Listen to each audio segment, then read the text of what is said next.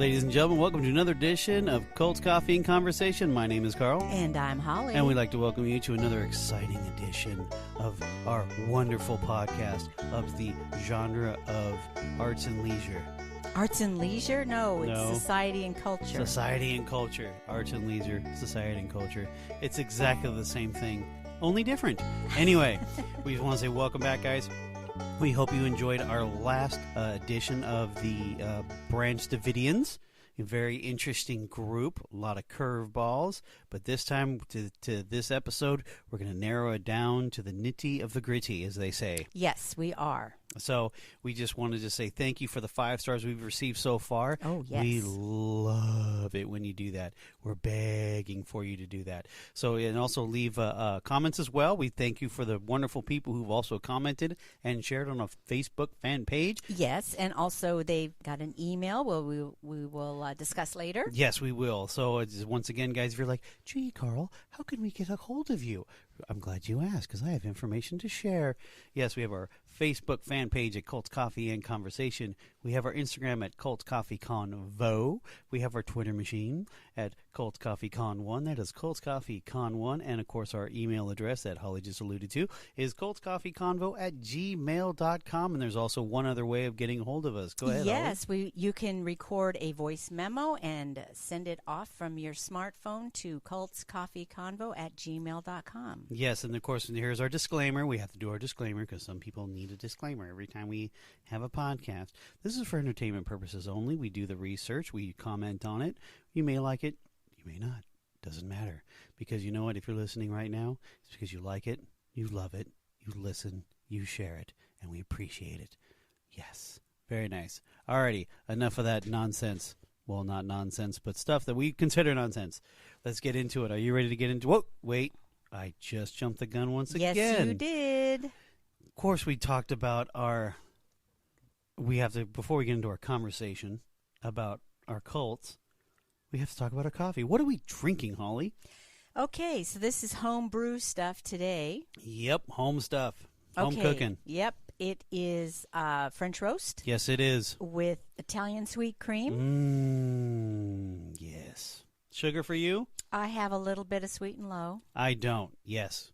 Perfect. Cream, coffee, golden and delicious. Okay. All righty. Okay, enough of the coffee.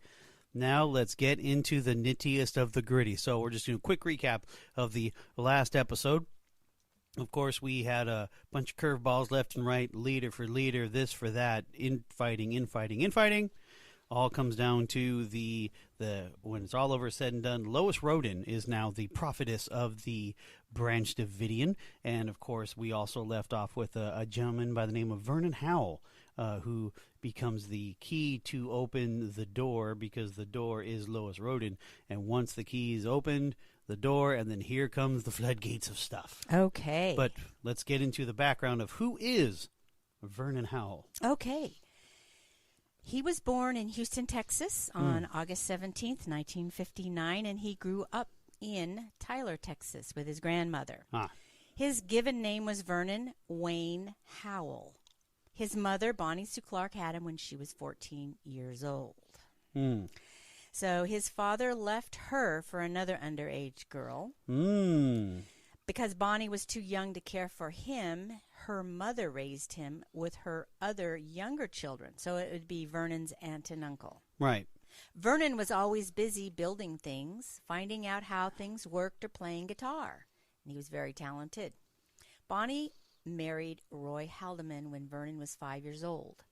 Roy was a terrible stepfather and was rough on him, and they had a son between them whose name was Roger. Vernon missed his grandmother on one occasion after she came for a visit. He was told he could not go home with her. He chased the car with his bike crying. In school, he was in the special class because he was dyslexic. He was considered retarded by the other children. He would pray to God in the woods for hours. He was kicked out of several churches because he would ask questions the pastor could not answer to his satisfaction. When he was 19 years old, he got a 16-year-old girl pregnant and wanted to marry her. She refused because she felt him unfit to raise a child.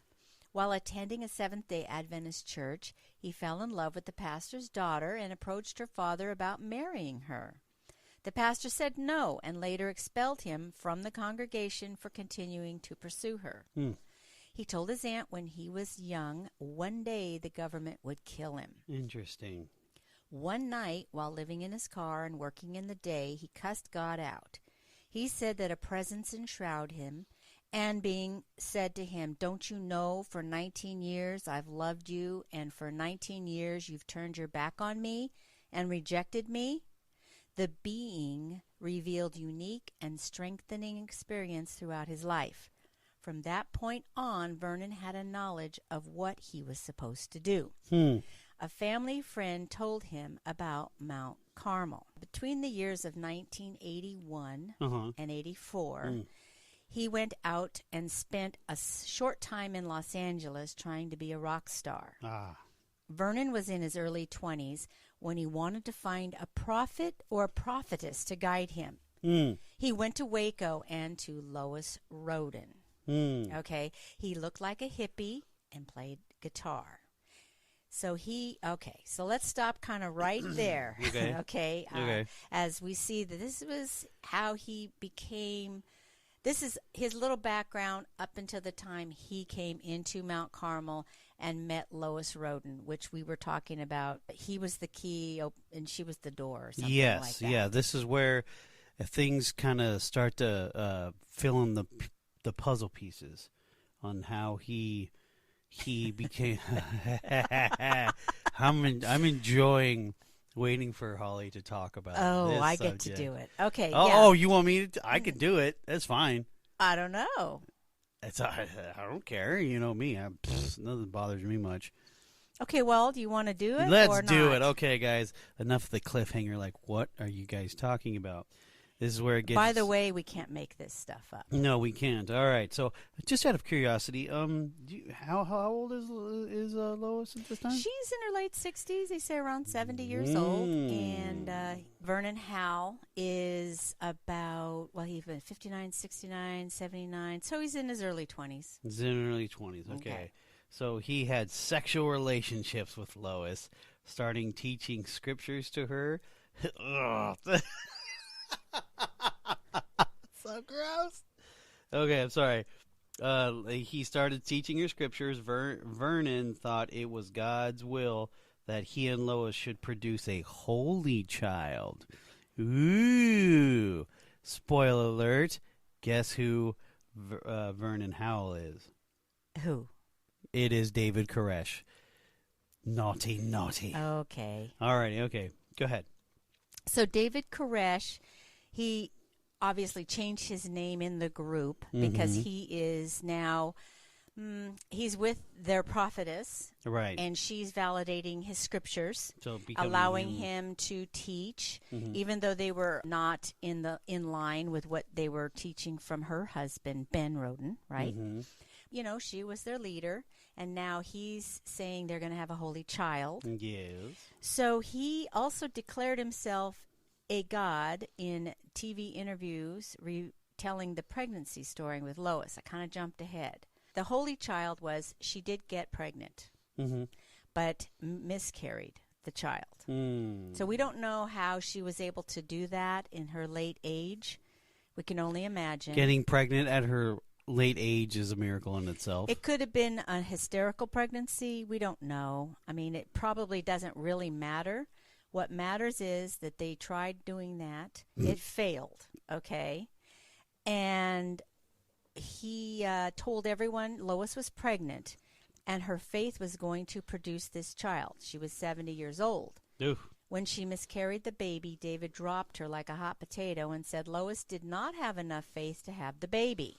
Sure, that was the reason why. She could not possibly be the spiritual leader and declared himself the spiritual leader. Of course. I kind of think that he set her up to fail. You think? Yes, and then that way he could grab the leadership. Well, because you never know, because remember, he was probably, this is between, 1983? So he's been in the group for at least 2 years, so he probably already knows the back history of how the group even came. So he pretty much, he's not an idiot. No, he's not. Just because he's dyslexic, he's not an idiot. But he could probably, this is all, speculation, but it looks like he's like, oh, so if I do this and I do that, I can take over, set her up for failure, and then I could say, wait, I am, because it's a very crafty plan on his part. Yes. So Lois lost her authority. Now, this is a little indication of pretty much how this group worked. The group pushed her backwards out of a van one day and said, we don't need you anymore. We have David. So now the group dropped her like a hot potato. David married Rachel Jones, age 14, in 1984. So he went from old to young. Yeah. Her parents gave him permission to marry. This seemed to calm things down for a while regarding the relationship with Lois. Question. What's the age of consent in Texas? Well, at the time, 14, and it was with parental permission. I believe it's not that anymore. Because I know, California's 16? I have no idea. I think it's 16. I hope it's 18. Well, no, if it's 18, you could get married no matter what. I mean, there's no... Well, I don't know what the current laws. I know back in the 90s it was 16, but I don't know what it is now. Okay. All right. I was just like 14. Like, what? Okay. All right, okay, so now we have to talk about Lois's son, George Roden. Ah, that's right. We forgot about George. Well, because in the previous episode we discussed that there was a triple... Oh, no, there was a battle between Lois and him. Because of the death of the other prophet. Ben, yes. which was the father. Yes. And the husband, yeah. Yes, okay. Originally, Lois's son, George Roden, was set to succeed his mother as the prophet. Obviously, and he felt that David was usurping his authority, and he chased him and his followers off the Mount Carmel property via gunpoint. Now, I have one thought just right now. Sure.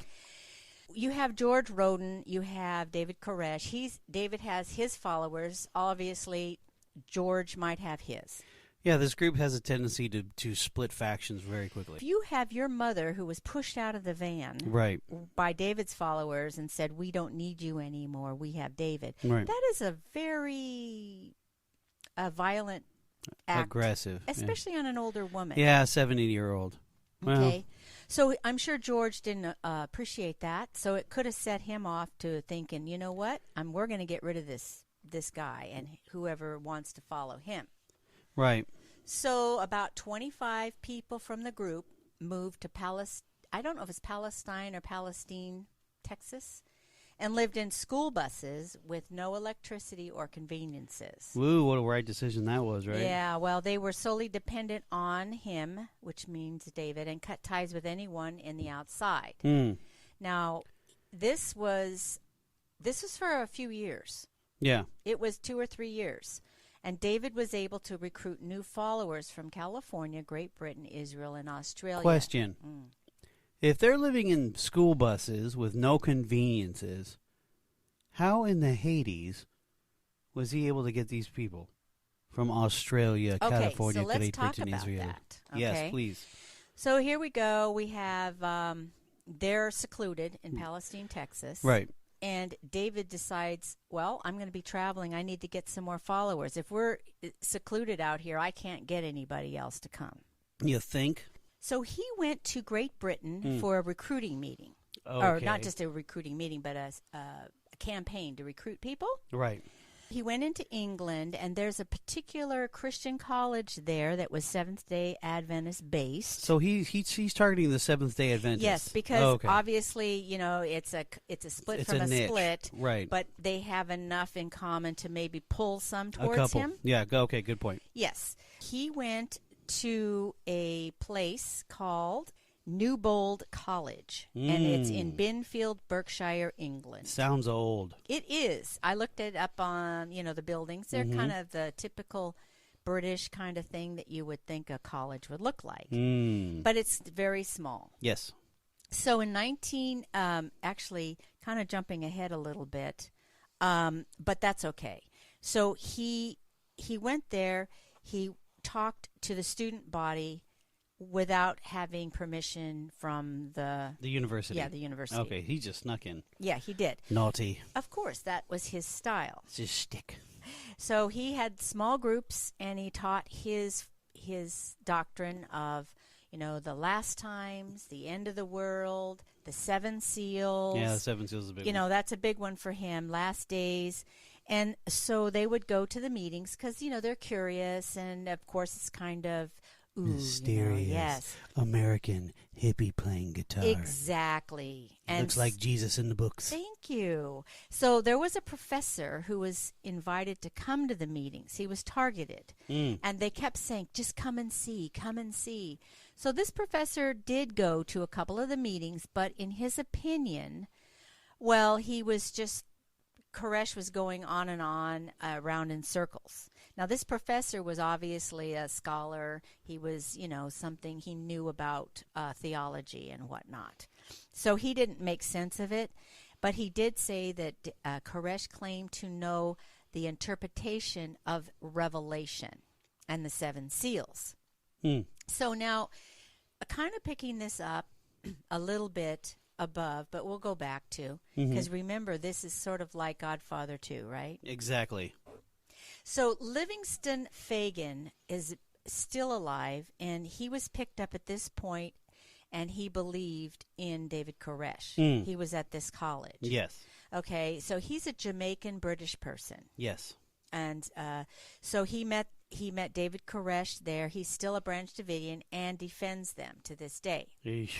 Okay. Wow. Okay. So also, let's go back to some of his other travels. Okay, sure. So the other travels were because California, obviously, that's an easy pickings. Well, in California, he was trying to be a rock and roll star. Yeah, but still, it's like California, where if you haven't sensed the pattern, our lovely state of California represents a good chunk of people joining cults, but that's okay.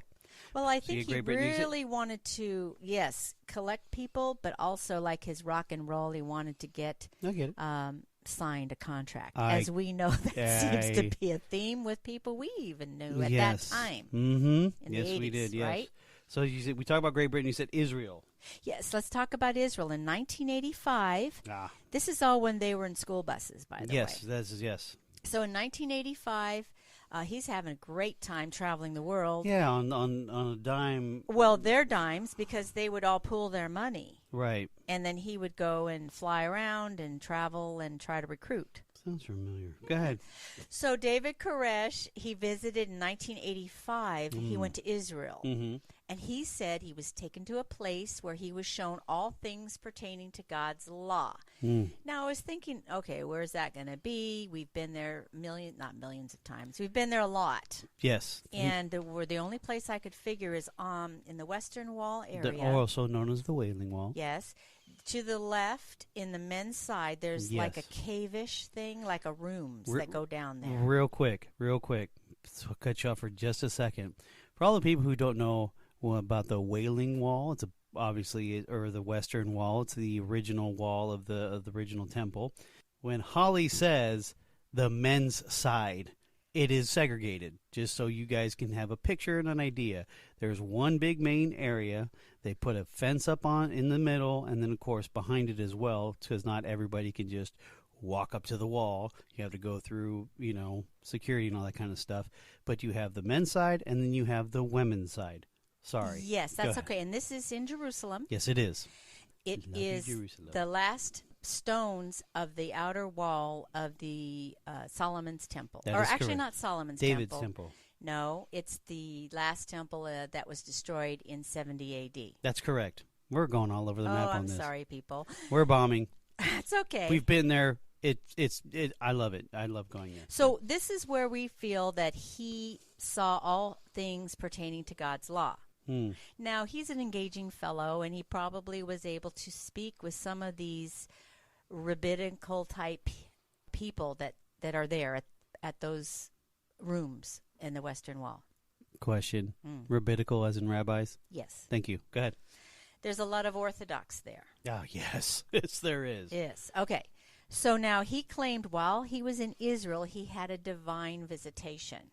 So he saw a chariot come down with angels that took him higher and higher past Orion. He saw civilizations so advanced that they were using laser technology. He saw the Almighty God. Now, What does that sound? Kind of sound. What like? year did the Star Trek V come out? I don't know. No, not 85. Okay, never mind. I was like, no, it's not 85. But it's very Star Trekian. It could have been. Well, yeah, it is. It's just like when we did the Final Frontier. That's what I'm saying. I'm like, wait a minute. Hold on here. Trying to create a pattern that's not there. Well, this also tells me there's nothing new. No ideas are exactly No, new. it's very, very copycat. Go ahead. When he returned to Earth, he had a panoramic view of the Bible where he could understand and interpret it. Okay? After the encounter, something happened. He had a divine destiny. Right. He was transformed, and signs of that were he stopped stuttering, and he became more knowledgeable of the Bible, not a hippie musician anymore, and he said he was the modern-day Cyrus, which is meaning Messiah.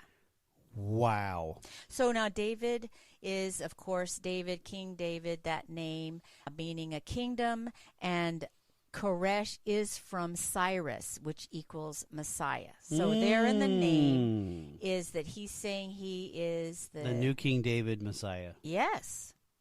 Wow. Now, I got one thing I'm going to insert here. Insert, please.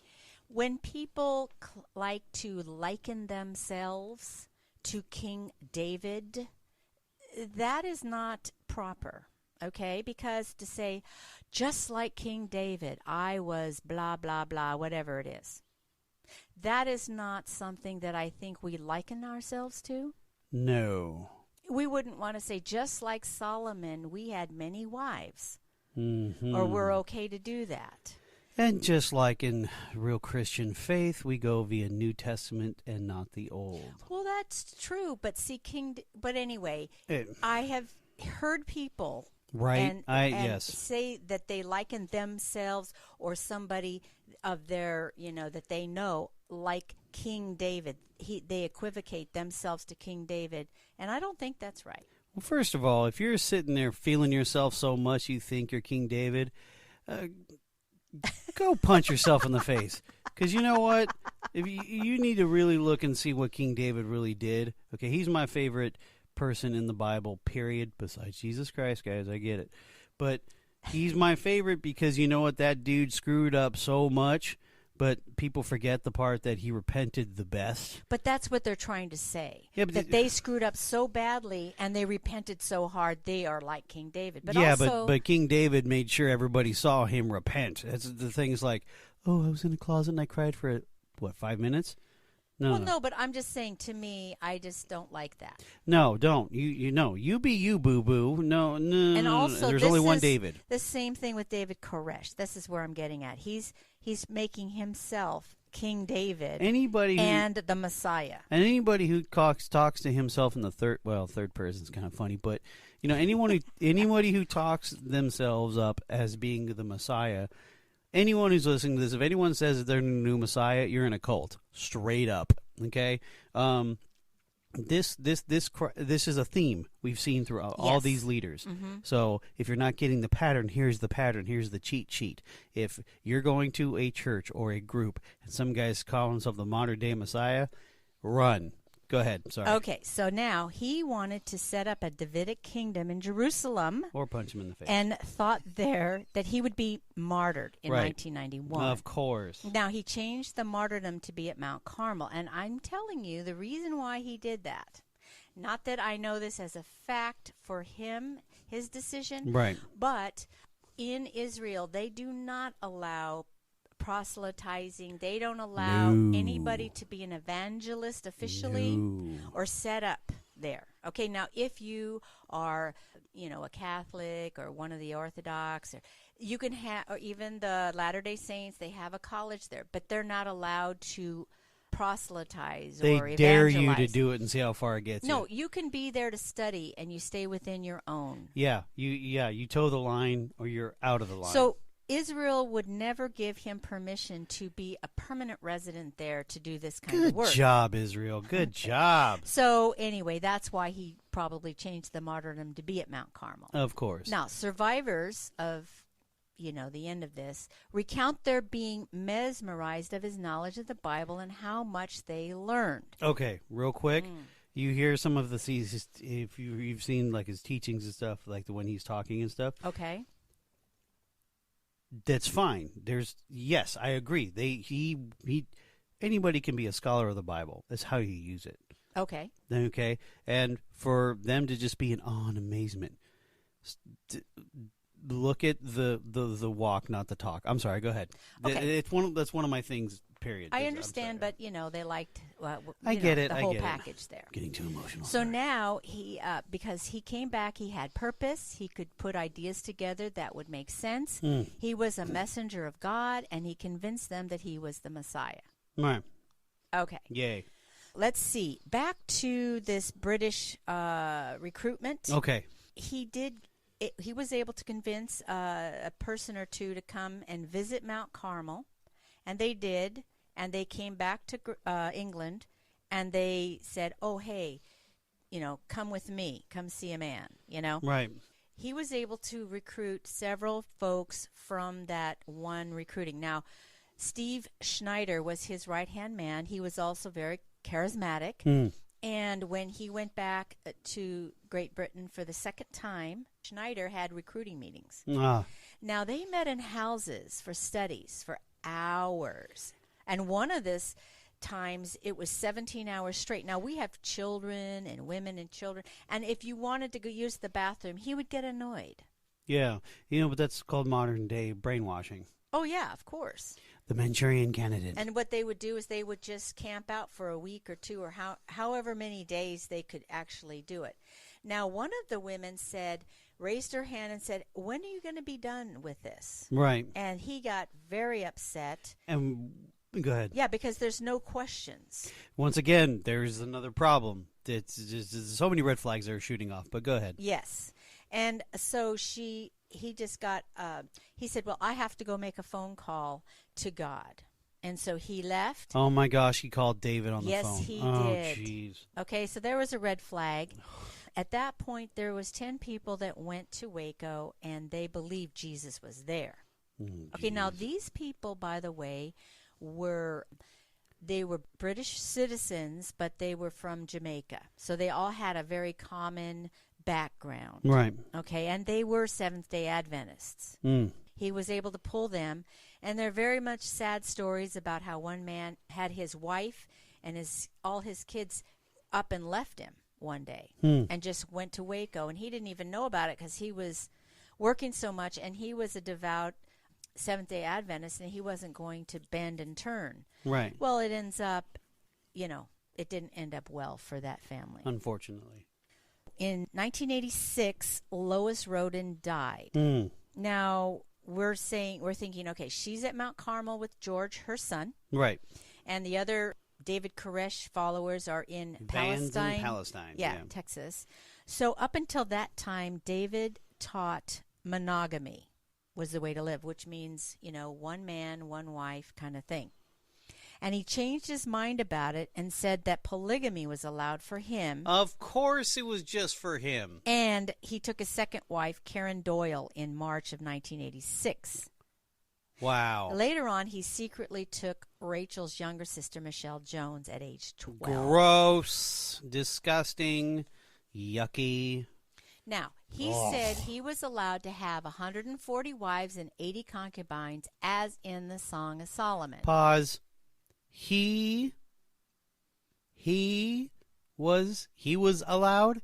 Only he was allowed? Well, because we're back to the I am King David, I am Solomon, I am, all of the great men of the Old Testament had more than one wife. This is a common theme. I've heard it. I just want to punch this dude in the face so bad.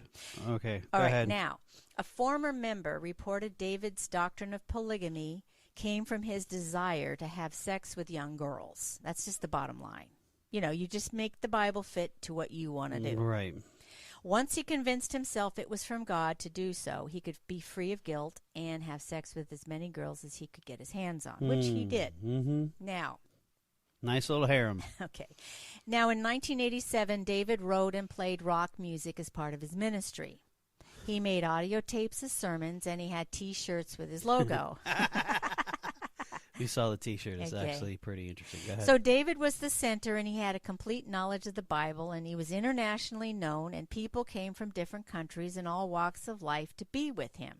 Now, real quick, this is pre-internet, so Yeah, So- that was pretty amazing. So I'm imagining he did go to Australia. I don't have any of the facts of that, but Nah, people it's fine. from Australia did come. yes, they did. Now, okay, so he's getting all popular. What's going on over at Mount Carmel? Okay, so George Roden was losing his following.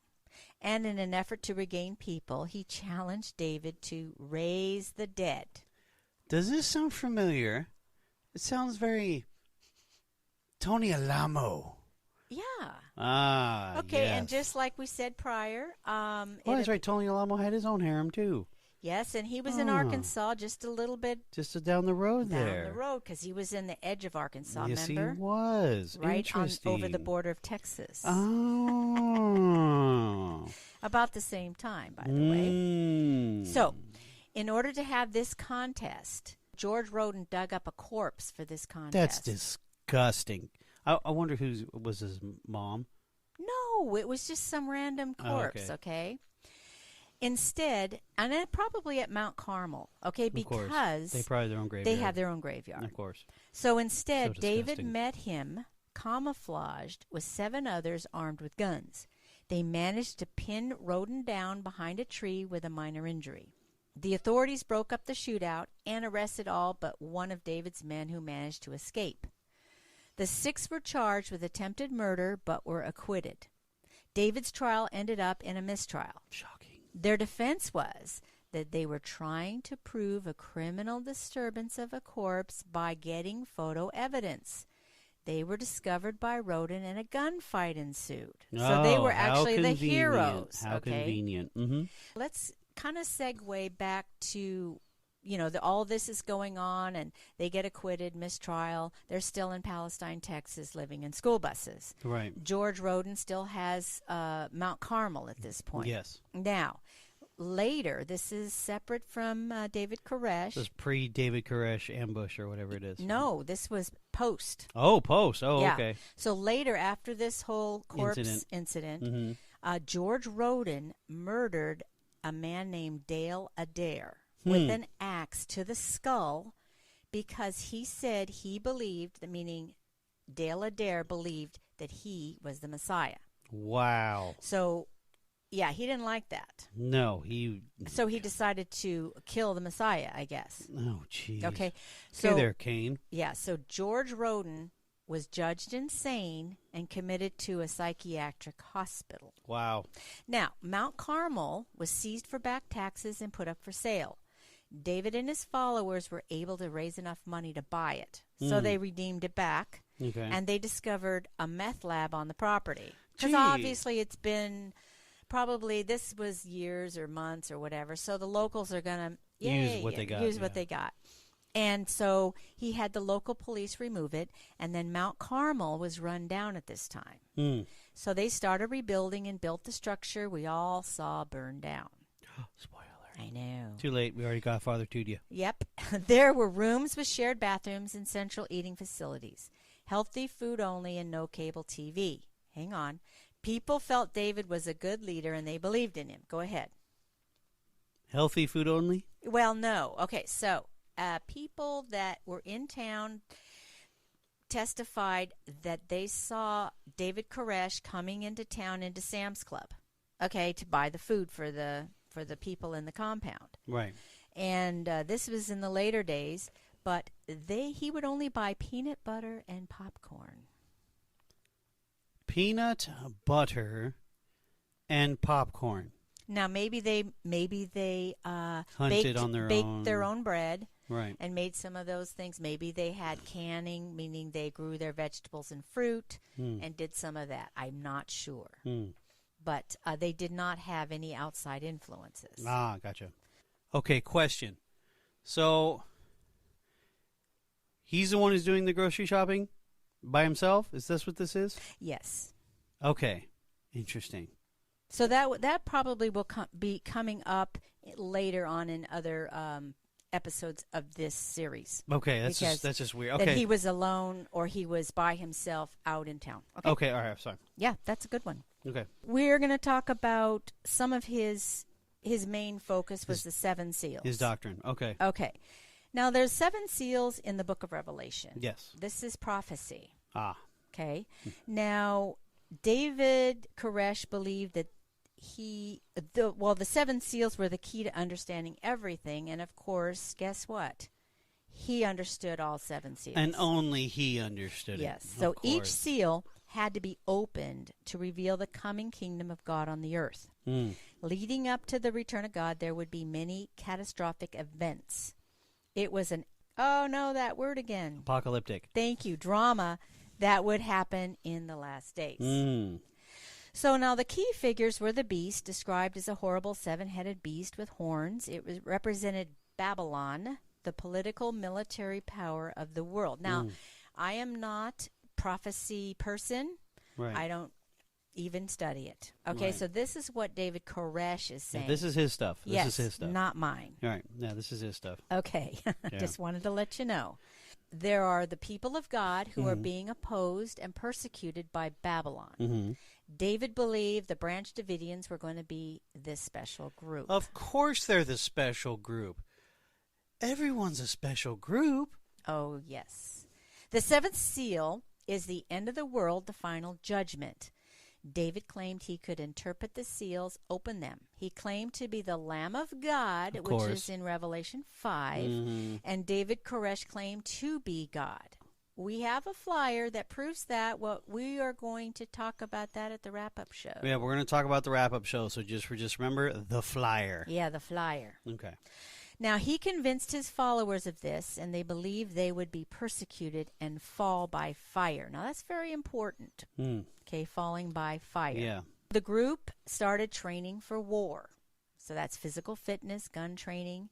They were God's soldiers. Now, we all say we're God's soldiers as onward Christian soldiers and all that, but they took it literally. This reminds me of the Rajneeshi movement. Yeah, a little bit. In interviews, David said that he would shoot back if shot at. Now, see that. Well, he would say the hubris of him. Well, he would say, "Hey, if you come, into my home and shooting at me in my house, then I will shoot back." Right. Which is a kind of thing that is a common, thought. It's not aboriginal of the Midwestern thought. Yeah, okay? but the thing is, if you're claiming, never mind. Okay. I can go down. All right. Yeah, go ahead. So he told his followers if they were killed, it was God's will. He was the messianic deliverer to deliver them from Babylon, which was the U.S. government. So he's setting this up. Right. Okay. So David Koresh was giving Bible studies from mid-afternoon until the next morning. Wait. Mid-afternoon until the next morning? Yep, and they were on like bleachers, by the way, that kind of reminded me of bleachers that we had in our former church. Yes. They were comfortable. Yeah, I know. Can you imagine having to sit in those things for hours? And we had, he had older people there, too. And he would get upset if they needed to use the bathroom, eat, or any of this stuff. Wait, wasn't it the one where what was it? One of the documentaries where they said that they couldn't leave, so they just had to just urinate on themselves. Yes. Yep. He would yell at his followers, and he would call them idiots and dirt. Okay. Oh, thank you, Messiah. Go ahead. I mean, I don't remember in the New Testament that Jesus ever saying that. The only time he got upset was when he turned the tables over in the temple. Well, he also would say stuff to the Pharisees. Oh, well. Now, these people on these bleachers but he wasn't nasty to the Pharisees. He just kind of just like, just smoothly delivered it, just like as a nice little. True. But, yeah, these people sitting on the benches were not Pharisees. No, they're your own flock. Yes. He claimed he was the man on the white horse. No, of course he's the man on the white horse. Now, there's a scripture that talks about the Lamb who broke one of the 7 seals, and he heard one of the living creatures with a voice of thunder saying, "Come." And the writer of the book of Revelation, which was John, saw a white horse, and he who sat on it had a bow, like, bow and arrow kind of thing, and a crown was given to him, and he went out conquering and to conquer. So now we're saying that David Koresh claimed to be this person on the white horse. Right. So just so you guys know, if you guys are Bible readers or if you're just curious, grab a Bible, look at it. It's Revelation 6, 1 and 2. Go ahead. Okay, good. Based on this passage, usually the white rider is generally referred to as conquest. I'm sorry, that's Midnight Rider. Sorry. Okay. So no questioning him, he was the chosen one. Of course, no questioning. Now, the camaraderie of the early days turned into a Gestapo mentality and more controlling. So clothes were, whatever you wore was criticized, mostly women, of course. Hours worked, if you didn't work your 18 hours. Permission to leave the property was granted by him or not. They had an armed guard at the front and the back of the property, of course, to keep people out, but also to keep people in. Now, Koresh felt he needed to make something happen. Question. Okay, I have a lot, well. Okay, go ahead. Okay, let me get this straight. Permission to leave the property. So apparently he probably did go grocery shopping. I'm opening this up. So if he has no accountability, he's the Messiah. He's just running around town doing whatever he wanted to do? Yes. Basically, the townspeople kind of called him a rock and roll Jesus, okay? Okay. Because you have something that I need to hear. Yeah. He had this is a small area in Waco. Waco's a college town. It's the home of Baylor University. Yeah. And also, he lived outside of town quite a bit. Yes, he did. So there was a lot of country roads, things of that nature. Right. Well, he had a 1968 Camaro nice. that was okay. black. And he was able to run around in that thing and, peel out. And some of the local law enforcement would laugh because they say, hey, see there goes Jesus in his Camaro. Geez. And he nice also car. had a Harley Davidson. All right, okay, cool beans. He would go into town to play with the local bands because he was a musician. And he wanted to kind of get into that scene still. He wanted to get his rock on. Yes, he did. But guess what? He was able to go and drink beer. Now, his followers couldn't drink beer. They had to have these quote-unquote healthy food, a separated lifestyle. He's in bars drinking beer with... Probably eating unhealthy food. Yeah, and he's in with, people that are heathen, but he's okay. Now, he did try to evangelize those people. He tried to talk about his 7 seals, and the musicians would say, no, man, we're here to play music. We're in a bar. We're not here to listen to your religious stuff. Good men. Okay? So they shut Shouldn't him have been down. there in the first place. But he did want to be a rock star. Oh, but everyone has to be subservient to him. Yes. Oh, God. Okay. Go ahead. Okay. Go ahead. We are back to the point where they're pretty much prisoners inside of Mount Carmel. He's free to roam. Mm-hmm.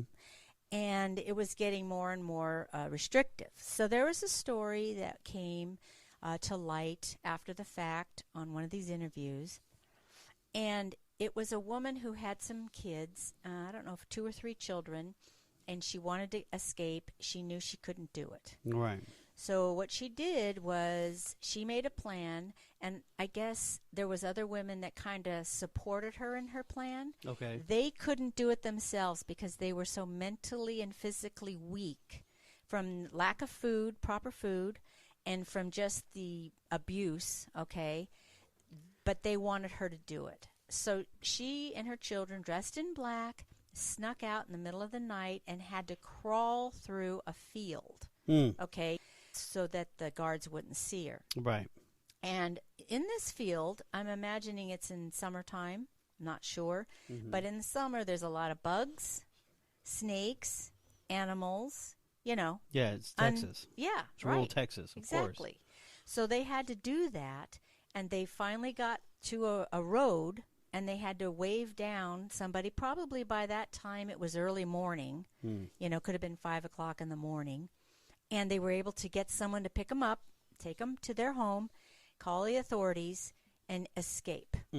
So when you hear about these type of things, it wasn't something that was of free will. No. No. And no. And of course, there are stories that came out. This particular person happened to be a British citizen. Mm-hmm. Evidently, she got processed out and got sent home, and that was dropped. And a lot of these warning signs, by the way, were British people who were in there, and then they would just kind of, okay, and they would process them, send them back home, and it would be dropped because they didn't have any evidence. But of these type of abuses. Right. Now. Well, the abuses continue, I'm assuming. Yes. So now Koresh felt he needed to father the 24 elders in the book of Revelation. Of course. Back to Revelation. He needed to do it. Mm-hmm. And in this reference, it's Revelation 4:4. It talks about these elders. I've never heard that kind of a thing where someone needed to father 24 elders. I figure that's God's business. He's not God, and it's none of his business. Yeah. But it's his way of getting what he wants. Of course, it's control. Yes. Using the Bible to fit your narrative. So Koresh started sleeping with underage girls. Of course he did. 13, 14, 15 years old, justifying the elders needed to come from virgins, and it was hard to find them. People older.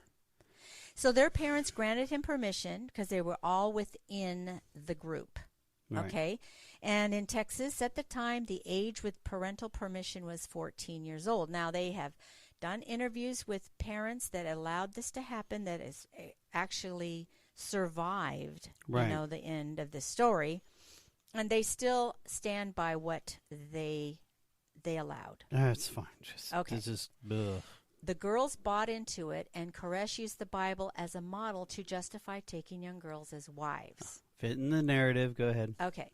This is something called the New Light Doctrine. Yeah, I don't remember hearing about the New Light Doctrine in the Bible. No, it's his revelation. Oh, it's his revelation. Yes. Oh, okay. So now he declares that all marriages were annulled. Oh, okay, go ahead. Well, because, Yeah. he's God. He said this order came from God. No one could touch each other. Married men were moved to single men's dorms, and the wives were moved in together. Question, Yes. Does this mean his marriage is too? No, because he's the only one that can be married. Oh, how convenient. Go ahead. Okay, so all the women should be with David Koresh and have babies with him. Of course. Koresh was the only one who could have righteous children. This Of is where we're going course. with it. Oh, and all the jeez. women of the world belonged to him. That was Only his him. divine instruction. Ah. Of course, it all falls down because he can't father everybody in the whole world. But anyway. Hey, he's God. He can. Okay. Let's get back to people that are there. They're kind of seeing this new light doctrine. There's a lot of pain going on because there's husbands and wives who really liked each other, loved each other, and they had children of their own. Right. And one couple, Steve Schneider, as a matter of fact, who was his right-hand man, he and his wife weren't able to have kids. They tried. It wasn't working out. And then when this new light doctrine came, they had to go their separate ways. His wife went with David Koresh, married him, quote unquote, and had a child with him. So Steve Schneider had to watch while his wife had a baby with his Messiah, I guess, if you want to call it, and still stood behind him. Okay. Oh, my God. I'm so agitated right now. First of all, I'm just picturing myself in that position. See, that's where you get your best friend. His name's Louisville, last name Slugger, and you beat the living dog turd out of this dude for touching. No. Okay, but you see that this was, I know, this obviously was many, many years of indoctrination. I know, Manchurian Candidate stuff. I know. It's just, and you still stuck with him? That's just so... Yeah, to the end, by the way. Oh, aggravating. It's just wasting people's lives. Okay, go ahead. I'm sorry. Okay. The husbands, they had to burn their pictures of their wives and, kind of just detach from everything because now David owned all the women. And the wives felt honored to become God's wife because they felt unworthy. And it was a great honor to be one of David's wives. I'm sorry, you're not special, honey, because he's taking all of them. Okay. Well, now there was one gal who was a little bit older, but this happened, and she was actually brought up under the prior regime. Okay, so she did have more of a teaching of what right and wrong were. Right. But for reasons unknown, she decided she was getting afraid that because he asked her, "Are you still able to have children?" She's obviously was able to. But she was afraid. She didn't want to sleep with him. She didn't want to have anything to do with it. Well, she's not a virgin, so how could he? Well, it didn't matter, I guess. They, separate kids. Do you see the weirdness that this is? Because he is hypocritical in his own lifestyle. He's a double-minded man, and then also he's saying that he must bear the 24 or whatever, but they have to become a virgins. But yet now, oh, well, this sucks because I want my cake and eat it too. Yes. So then he annuls everything, and he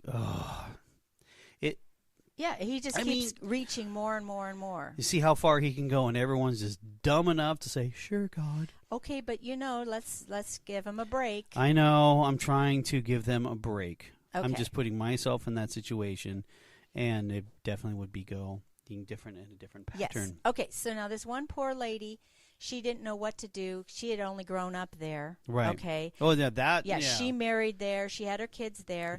She made a big mistake in a way, but, I mean, you do what you do when you do it. Right. She ended up escaping on her own in the middle of the night. She left her children and her husband there. Hey. Okay. And the reason why is because all her parents were at Mount Carmel. Oh. You see, she had no one outside to help her. It was literally start from scratch, clean slate. But, she probably didn't anticipate the end, and, she had a pretty sad story herself. Right. Okay, so now, the defectors, which we just talked about, anyone who left was marked as an enemy. Of course. And a defector there was one who tried to get the authorities to investigate the underage girl abuse. But unfortunately, the authorities could not discover any evidence because it was all in-house. You right. know, the parents signing off. Yeah, it on wasn't it someone everything. coming from outside the school and you're bringing them over or anything like that. Right. Alrighty, you know what? I'm getting too emotional. Yes. I'm getting too upset. Yes. So we're just going to end it there because... Right. We've actually gone quite a bit. That's fine. That's fine. And it's worth going over because we have to paint the picture. Because some people are lighting him up as a victim, and he's not so much as a victim. No, so. the more I get into it. Yeah, because because honestly, before we got into the deepness of it all, you kind of sit there and say, well, they do have the right of religion, they do have the right of free speech, this and that. So from an outsider looking in at the time before we got down the rabbit hole, you kind of just didn't say, well, that's. You kind of start to be pissed off at the government for what they did. Okay, and so we're going to get into details. We're going to get into details on that. But the more and of course everyone liked to pin him up as a victim, and not so much victim once you finally get the both sides of the story. Well, yes, and we're going to get to that other side the next time, and there are going to be some aggravating things that the government did. Yes, no, we're not saying it's all bad. It is. It's all bad. There's a no-win situation. No, yes, it's the Kobayashi Maru effect. Alrighty, and on that note, good night, Holly. Good night, Carl.